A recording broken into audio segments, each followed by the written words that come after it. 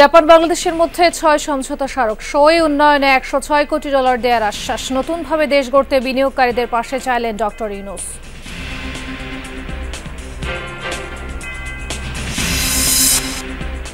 মৃত্যুবার্ষিকীতে জিয়ার সমাধিতে শ্রদ্ধা, বিভিন্ন স্থানে খাদ্য ও বস্ত্র বিতরণ। শুধু বিএনপি নয়, ডিসেম্বরের নির্বাচন চায় যুগপৎ আন্দোলনে থাকা সব দল, বললেন সালাউদ্দিন। সমগ্র জাতি একটি সুষ্ঠু, সুন্দর, নিরপেক্ষ নির্বাচনের জন্য অপেক্ষমান, এটা ওনার বোঝা উচিত।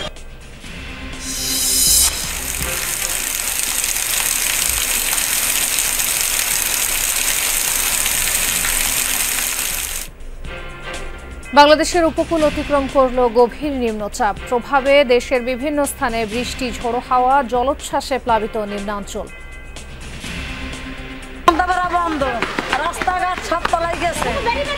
আমাদের নদী ভাঙ্গুলির লগে যেই সমস্ত বাড়িঘর ছিল, অনেক বাড়ি তলায় গেছে। আজকে 30 তারিখ এবং 31 তারিখ সারাদিন মোটামুটি বৃষ্টি হতে পারে দেশের বিভিন্ন অংশে।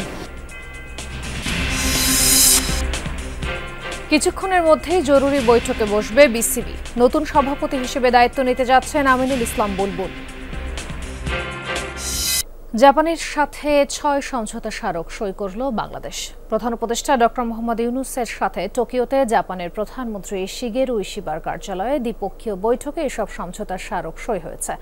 বাজেট সহায়তা, রেলপথের উন্নয়ন এবং অনুদান হিসেবে বাংলাদেশকে $১০৬ কোটি দেবে টোকিও। প্রধানমন্ত্রী ইশিবাকে বাংলাদেশ সফরের আমন্ত্রণ জানান ডক্টর ইউনূস। এর আগে প্রধানমন্ত্রীর দফতরে পৌঁছালে ডক্টর ইউনূসকে গার্ড অফ অনার দেওয়া হয়।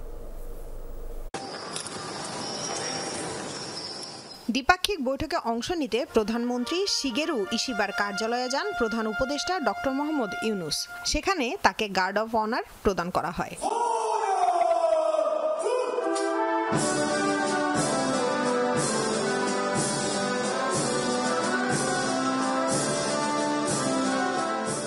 বৈঠকে পারস্পরিক স্বার্থ সংশ্লিষ্ট বিষয়ে আলোচনা করেন দুই দেশের প্রধান। অন্তর্বর্তী সরকার প্রধান ডক্টর ইউনূস বাংলাদেশ ও জাপানের সম্পর্কের স্মৃতিচারণ করেন। বৈঠকে উভয় পক্ষ একটি মুক্ত ইন্দো প্যাসিফিক গঠনে যৌথ দৃষ্টিভঙ্গি পুনর্ব্যক্ত করেন।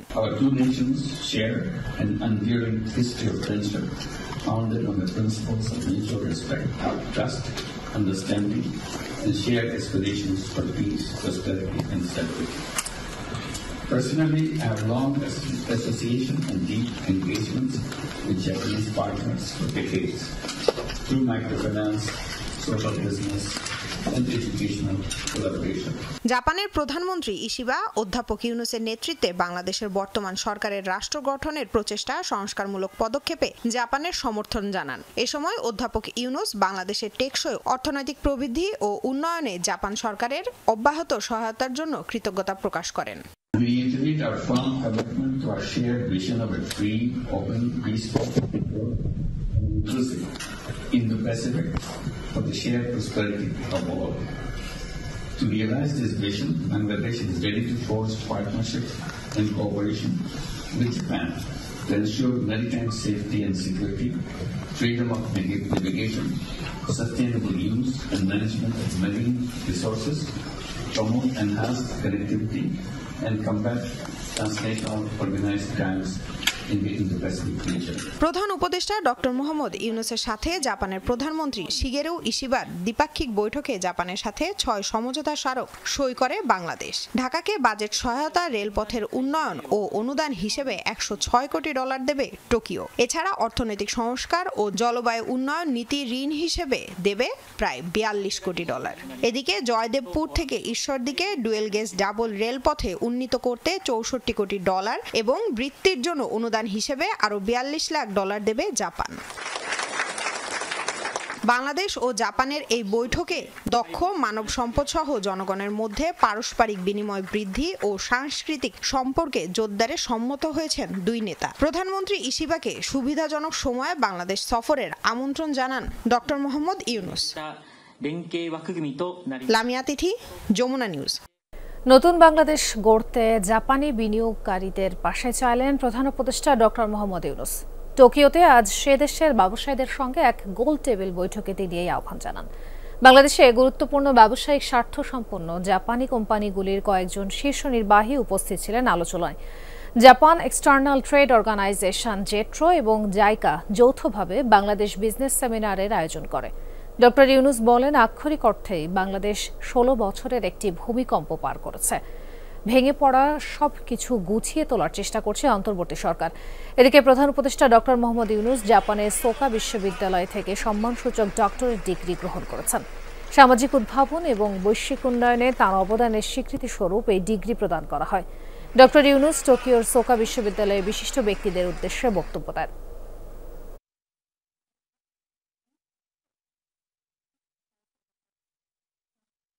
So my orientation is, if I don't get a job, I'm useless. I'm a failure. I said, that's not true. You are born as an entrepreneur, as a creative person. It's the essence of human being is creativity. If you don't have creativity, you are nothing. Every single person is creativity. But we are so focused on pushing it down. No creativity, just follow the orders. প্রধান উপদেষ্টাই চান না নির্বাচন হোক, এই মন্তব্য করে বিএনপির স্থায়ী কমিটির সদস্য মির্জা আব্বাস বলেছেন, নির্বাচন নিয়ে বিএনপিকে দোষারোপ করা হচ্ছে। জিয়াউর রহমানের শাহাদাত বার্ষিকীতে শ্রদ্ধা জানানোর শেষে তিনি কথা বলেন।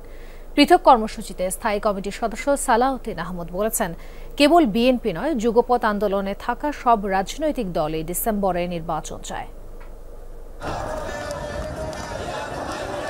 বিএনপির প্রতিষ্ঠাতা সাবেক রাষ্ট্রপতি জিয়াউর রহমানের ৪৪তম শাহাদাত বার্ষিকীতে নেতাকর্মীদের বিপুল উপস্থিতি। শেরেবাংলা নগরে জিয়াউর রহমানের সমাধিতে শ্রদ্ধা জানাতে দুর্যোগপূর্ণ আবহাওয়ার মধ্যেই হাজির হন ঢাকা মহানগর ও দলের অঙ্গ সহযোগী সংগঠনের নেতাকর্মীরা। স্থায়ী কমিটির সদস্যদের পুষ্পস্তবক অর্পণের পর দোয়া ও মোনাজাতে অংশ নেন তারা। পরে স্থায়ী কমিটির সদস্য মির্জা আব্বাস অভিযোগ করেন, সংস্কারের নামে নির্বাচন চায় না অন্তর্বর্তী সরকার। একটু লজ্জাও লাগলো না দেশের সম্পর্কে বিদেশে বসে বদনাম করতে। তিনি বললেন, একটি দল নির্বাচন চায়, আর আমরা বলতে চাই একটি লোক নির্বাচন চায় না, সে হলো ইউনুস, ডক্টর ইউনুস। উনি নির্বাচন চায় না। বিএনপি বরাবর নির্বাচন চেয়েছে ডিসেম্বরের মধ্যে, এবং এই ডিসেম্বরের কথা কিন্তু ইউনুস সাহেব স্বয়ং বলেছেন, আমরা বলি নাই। নেতারা বলেন, দেশের উন্নয়ন, গণতন্ত্র আর অগ্রগতি রুখে দিতেই হত্যা করা হয়েছিল বিএনপির প্রতিষ্ঠাতাকে। বিএনপির প্রতিষ্ঠাতা জিয়াউর রহমানের সমাধিতে শ্রদ্ধা জানাতে আসা নেতাকর্মীরা বলছেন, তিনি যে 19 দফা কর্মসূচি ঘোষণা করেছিলেন স্বাধীন বাংলাদেশে, সেটিই ছিল প্রথম সংস্কার ভাবনা। তার আলোকেই বিএনপি চেয়ারপারসন খালেদা জিয়া ঘোষিত ভিশন 2030 এবং পরবর্তীতে বিএনপির ভারপ্রাপ্ত চেয়ারম্যান তারেক রহমান ঘোষিত 31 দফা রাষ্ট্র মেরামতের রূপরেখা বাংলাদেশকে সামনের দিকে এগিয়ে নিয়ে যাবে বলে মনে করেন বিএনপির কেন্দ্র থেকে তৃণমূলের নেতাকর্মীরা। জিয়াউর রহমানের মৃত্যুবার্ষিকীতে ঢাকা মহানগর উত্তর ও দক্ষিণ বিএনপির উদ্যোগে রাজধানীর বিভিন্ন স্থানে খাদ্য ও বস্ত্র বিতরণ করা হয়। মানিক মিয়া অ্যাভিনিউ ও হাইকোর্ট মাজারে এসব কার্যক্রমে অংশ নিয়ে সালাউদ্দিন আহমদ বলেন, প্রধান উপদেষ্টার কাছে সঠিক তথ্য নেই বলেই নির্বাচন নিয়ে বিএনপিকে দোষারোপ করেছেন। সবাই ডিসেম্বরের মধ্যে নির্বাচন অনুষ্ঠানের জন্য দাবি জানিয়েছিলেন, সেটা আমরা জানি। সমগ্র জাতি একটি সুষ্ঠু, সুন্দর, নিরপেক্ষ নির্বাচনের জন্য অপেক্ষমান। এটা ওনার বোঝা উচিত। যে সমস্ত সংস্কার এবং বিচারের কথা বলা হচ্ছে, এগুলো চলমান প্রক্রিয়া। বিচার কার্যক্রমে এগিয়ে নেওয়া হচ্ছে, সেই বিচার কার্যক্রমে এগিয়ে নেওয়া হবে, এটা আমাদের প্রতিশ্রুতি। খাবার ও বস্ত্র বিতরণে অংশ নিয়ে বিএনপি স্থায়ী কমিটির সদস্যরা নির্বাচন সংস্কারকে মুখোমুখি দাঁড় না করাতে সরকারের প্রতি আহ্বান জানান। আজকে গণতন্ত্র হুমকির সামনে। আজকে বাংলাদেশের মানুষ স্বৈরাচারকে পতন ঘটিয়েছে, কিন্তু এখনো গণতন্ত্র পূর্ণ প্রতিষ্ঠা করতে পারে নাই। এই সরকার বলেছে যে জনগণের অধিকার ফিরিয়ে দেবে, তাদের প্রধান দায়িত্ব জনগণের অধিকারের মধ্যে ভোটের অধিকার প্রদান।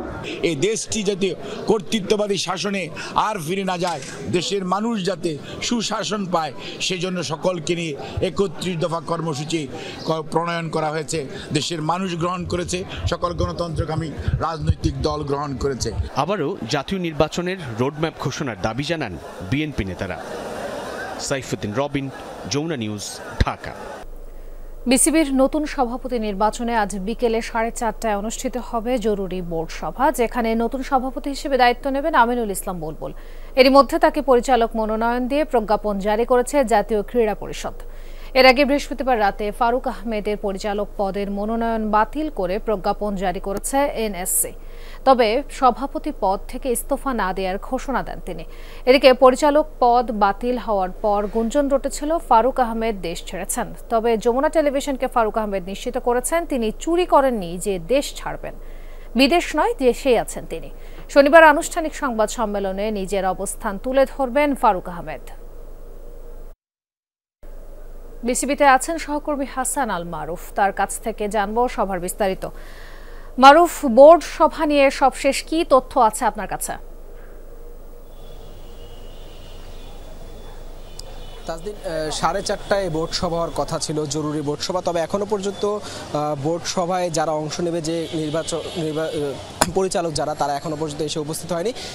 বিসিবির সিইও নিজামুদ্দিন চৌধুরী সুজন কিছুক্ষণ আগে এসেছেন এবং যতদূর আমার কাছে তথ্য আছে সেটি হচ্ছে এনএসসি থেকে আমিনুল ইসলাম বুলবুলকে পরিচালক হিসেবে চিঠি ইস্যু করা হয়েছে, অর্থাৎ তিনি এখন পরিচালক হয়ে গেছেন বিসিবির। এবং এই সভায় আজকে কিছুক্ষণ পরে তাকে সভাপতি হিসেবে তার নাম ঘোষণা করা হবে। বিসিবির পরবর্তী সভাপতি হচ্ছেন আমিনুল ইসলাম বুলবুল। এবং যেমনটা একটু আগে বলছিলেন আপনি, আগামীকালকে বিসিবি সভাপতি সাবেক সভাপতি ফারুক আহমেদ তিনি একটি প্রেস কনফারেন্স করার কথা রয়েছে। সেটি আসলে আদতে হয় কিনা শেষ পর্যন্ত সেটা নিয়ে একটা শঙ্কা আছে। গতকাল রাতেই কাউন্সিলরশিপ, বিসিবির সাবেক সভাপতি ফারুক আহমেদের কাউন্সিলরশিপ বাতিল হওয়ার পরেই কিন্তু বিসিবি সভাপতির যে পদটি ছিল সেটি শূন্য হয়ে যায়। এবং আজকে এই সভায় কিছুক্ষণ পরেই এই সভায় পরিচালক সবার সম্মতিক্রমে 1/3 ভোটে বিসিবির পরবর্তী সভাপতি নির্বাচিত হবেন আমিনুল ইসলাম বুলবুল। এবং এই নিয়ে আসলে বিসিবিতে আজকে সকাল থেকেই সরগরম ক্রিকেট পাড়ায় অনেক আলোচনা, অনেক গুঞ্জন। ফারুক আহমেদের দেশ ত্যাগের গুঞ্জনও কিন্তু ছিল, যদিও এইসব আসলে মিথ্যে। ফারুক আহমেদ নিজেই বলেছেন তিনি দেশে আছেন এবং সব কিছু তিনি ফাইট করবেন, মোকাবেলা করবেন। তবে আসলে শেষ পর্যন্ত আগামীকালকে ফারুক আহমেদ সেই প্রেস কনফারেন্স করতে পারেন কিনা এবং কি হয় সেটা হয়তো কিছুক্ষণ পরে জানা যাবে এই সভা শেষে। তাজদিন, যুক্ত হওয়ার জন্য ধন্যবাদ মারুফ। বাংলাদেশ উপকূল অতিক্রম করল বঙ্গোপসাগরে সৃষ্ট গভীর নিম্নচাপটি। এর প্রভাবে আজও দেশের বিভিন্ন স্থানে বৃষ্টি ও ঝোড়ো হাওয়া বইছে।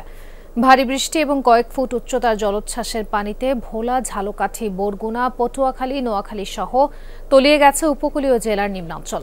চরম ভোগান্তিতে স্থানীয়রা। বৈরী আবহাওয়ার কারণে নোয়াখালীর হাতিয়া ও চট্টগ্রামের সন্দ্বীপের সাথে সারা দেশের নৌ যোগাযোগ এখনও বন্ধ। বিদ্যুৎ বিচ্ছিন্ন অনেক এলাকা। ভোলা ও বরিশালের কয়েকটি রুটেও লঞ্চ চলাচল বন্ধ। বেড়িবাঁধের ভাঙা অংশ দিয়ে জোয়ারের পানি ঢুকে কক্সবাজারের কুতুবদিয়া, মহেশখালী, পেকুয়া সহ বিভিন্ন এলাকার নিম্নাঞ্চল তলিয়ে আছে। পাহাড় ধসের শঙ্কায় পার্বত্যাঞ্চলে ঝুঁকিপূর্ণ বসবাসকারীদের নিরাপদে সরে যেতে প্রশাসনের পক্ষ থেকে সতর্ক করা হচ্ছে। টানা বৃষ্টিতে নগরীর বিভিন্ন এলাকায় সৃষ্টি হয়েছে জলাবদ্ধতা। বিশেষ করে নিউ মার্কেট, মিরপুরের মানুষজন বেশি দুর্ভোগে পড়েছেন। বৃষ্টি কমলেও পানি না নামায় তারা আছেন বিপাকে। আবহাওয়া অফিস জানিয়েছে, ঢাকা সহ দেশের বিভিন্ন জেলায় জুনের 1-2 তারিখ পর্যন্ত অব্যাহত থাকবে বৃষ্টিপাত। নিউ মার্কেটের সড়ক জুড়ে পানি, জায়গায় জায়গায় বিকল গাড়ি, তাই চালককে অবলম্বন করতে হচ্ছে বাড়তি সতর্কতা। ফুটপাতের ভ্যানগুলো অর্ধেক পানিতে ডোবা। এমন পরিস্থিতিতে মার্কেটে ঢোকা পানি অপসারণ করা হচ্ছে। গত কয়েক বছর ধরেই এই সড়কে অল্প বৃষ্টিতে পানি জমে যায়। ভোগান্তির শেষ নেই মানুষজনের। বিশেষভাবে ঈদের আগে এমন দুর্যোগে ব্যবসায়ীদের মাথায় হাত। কষ্ট হয় যে কত দোকান বন্ধ, এখনো বন্ধ খুলতে পারতেছে না।